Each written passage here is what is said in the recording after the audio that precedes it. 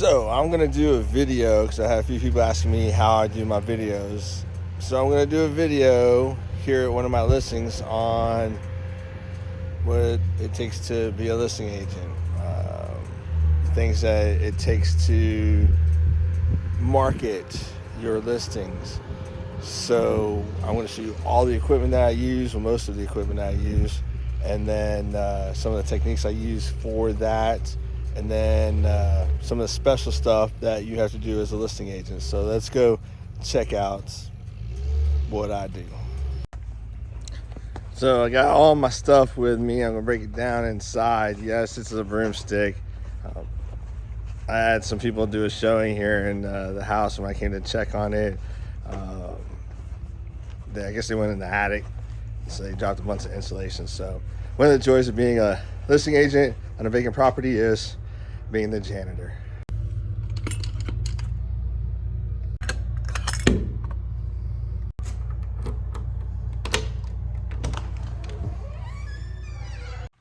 So the first thing I'm going to unwrap is my tripod. I'm going to use this tripod so I can have some hands free while I go over everything else. But I use this tripod for when I'm doing videos, when I want to do some panning and things like that. So I'll show you. So it's the cheap $15 Walmart version of a tripod, but it works. You can raise and lower the arm. And what I like is it has this bubble. It's hard to see, but I can at least make sure that my video is in line.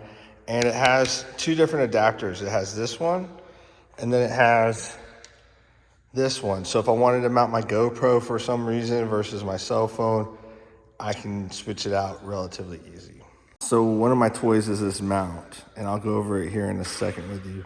So this end right here easily goes into here.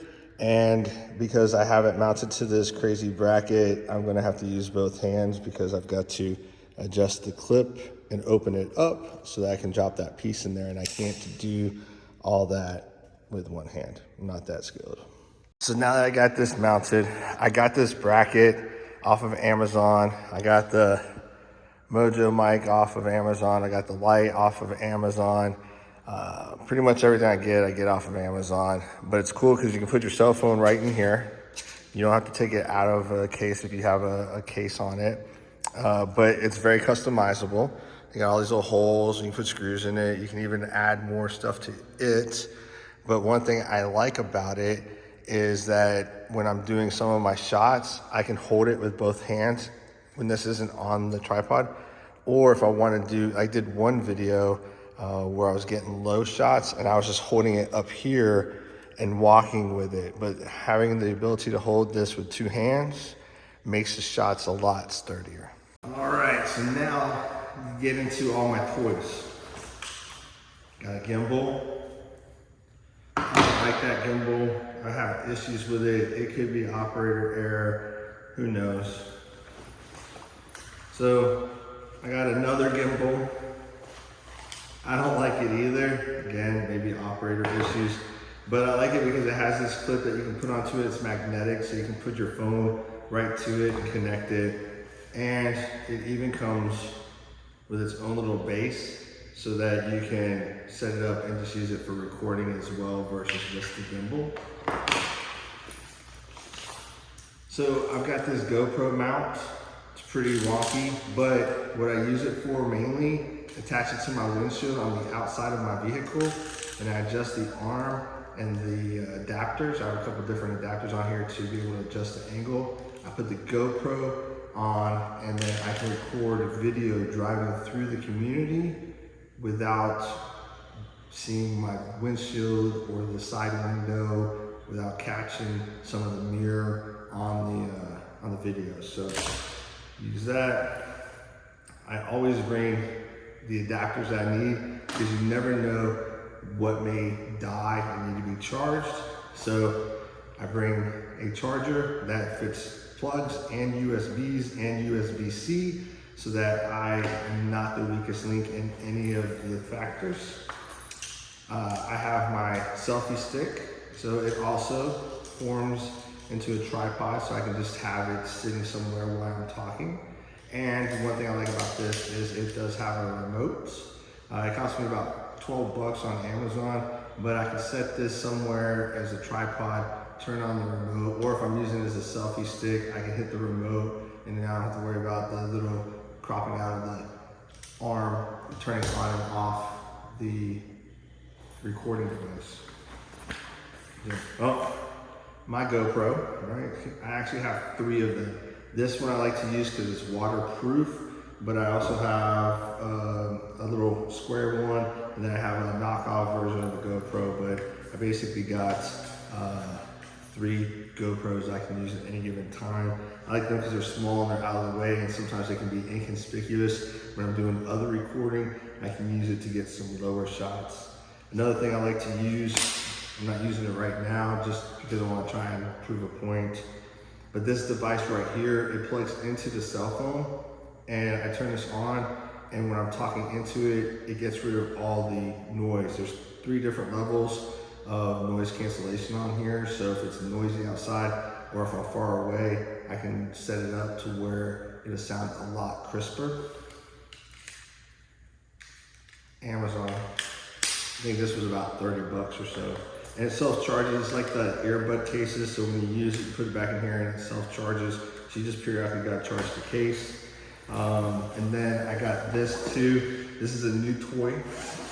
I'm using this right now for personal use until I can get it figured out. I am taking my 107 license so that I can fly this for commercial purposes. But it is a Mavic 3 Classic.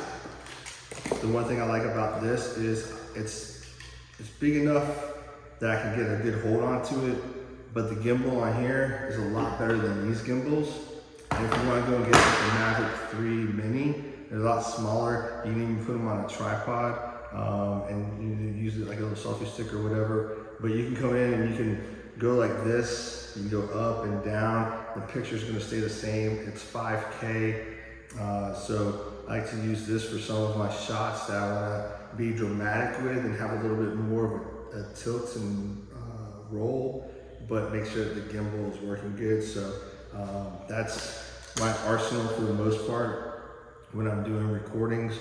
This is a new one, so I can't wait till I can get my 107 license and then I can go and fly and do everything I'm doing recreationally right now and do it and apply it to real estate. So that's my arsenal. So now let's get into creating a day in the life of a listing agent video.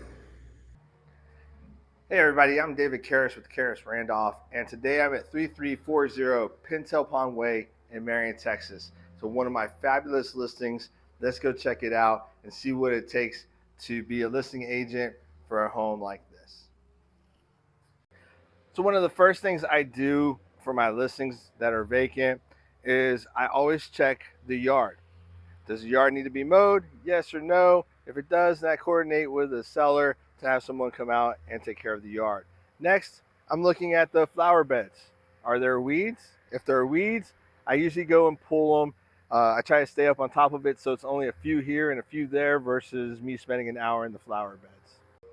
Next thing I do is I look at the first thing that a prospective buyer is going to do. So I notice now that some spiders are starting to make their web up there.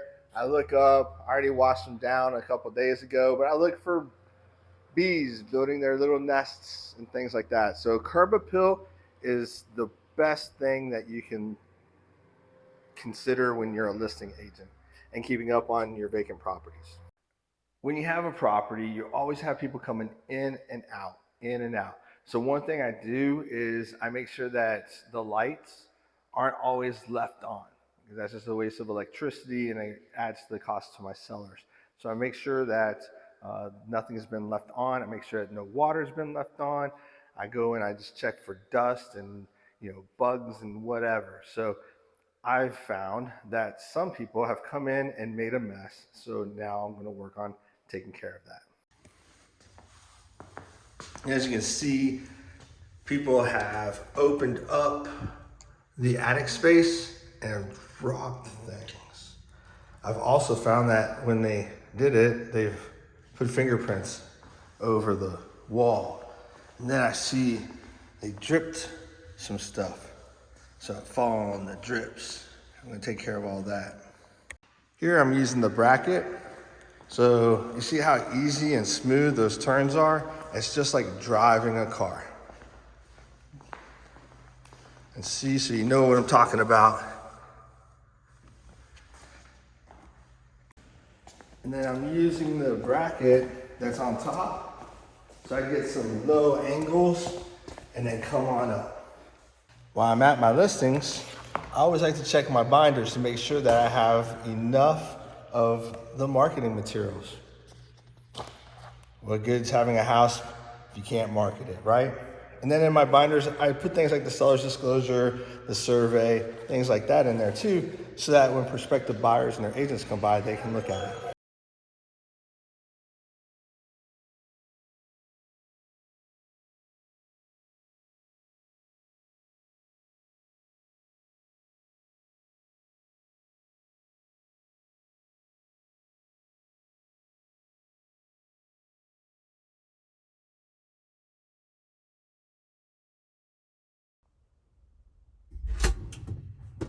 I can even use it to do shots like this. So another thing I like to do is I like to take my vacant houses and get the photos staged. And then I put a picture of the staged photo on a white background on a tripod in the corner of the room that the picture is of. So if you notice, there's 3 of them around this area and 1 in the game room. Panning up, panning down, panning right, and panning left, all add a unique level of, and that level of definition keeps your videos from being a snooze fest. So if you pan right, and you pan right again, it makes it easy to crossfade. You can even use 2 at the same time. I have the GoPro down at the bottom. So I can get higher shots here. All at the same time, I'm getting lower shots. Then,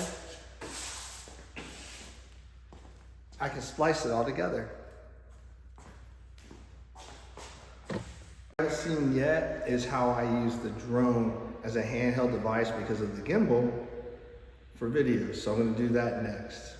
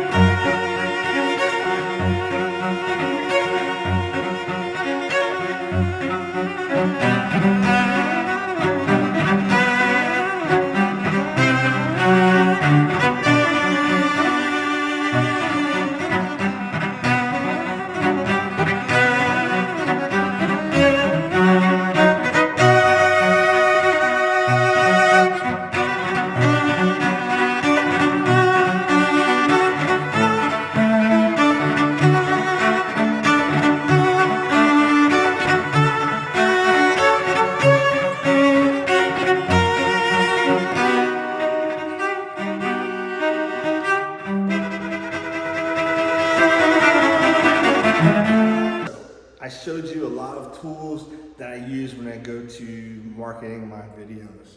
I hope that you found some of the stuff informational. I hope that you saw the book that I make and some of the stuff I put into it, and then some different ways I use to market vacant properties, such as the staged photos on the tripods. Hope you found that helpful. There's so many more ways that you can go and do stuff. There's more ways that I do stuff as well. But but I'm trying to keep this to not be like a 40-minute video because I don't want you being bored. I want you to find this information useful. So if you think it's useful, if you liked it, if you could hit the like and subscribe button, that'd be helpful. I'm gonna start trying to do some realtor tips and tricks into my channel as well, just so we can help each other out. But thanks for watching.